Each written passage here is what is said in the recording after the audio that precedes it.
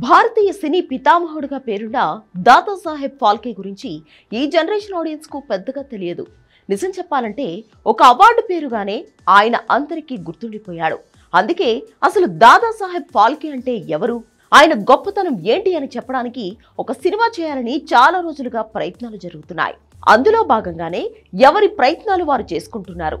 ఈ క్రమంలోనే రాజమౌళి కొడుకు కార్తికేయ నిర్మాణంలో మేడ్ ఇన్ ఇండియా అనే ఒక సినిమా అనౌన్స్ చేశారు. ఇందులో జూనియర్ ఎన్టీఆర్ హీరోగా నటించబోతున్నాడంటూ చెప్పారు. దాదాసాహెబ్ ఫాల్కే బయోపిక్ గా ఈ సినిమా రాబోతుంది. నితిన్ కక్కర్ దీనికి దర్శకుడు. కార్తికేయతో కలిసి వరుణ్ గుప్తా ఈ సినిమా నిర్మించబోతున్నట్లు అధికారికంగా సమాచారం వచ్చింది.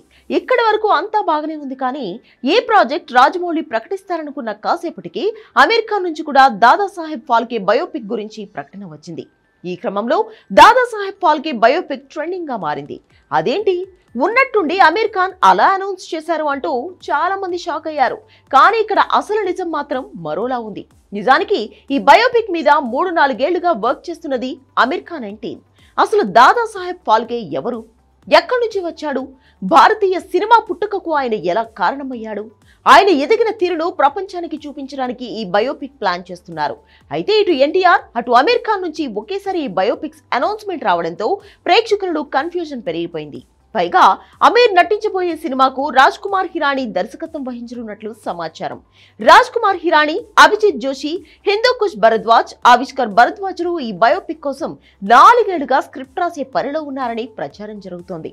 మరోవైపు ఈ బయోపిక్ గురించి దాదాసాహెబ్ ఫాల్కే మనవడు చంద్రశేఖర్ ఓపెన్ అయ్యాడు.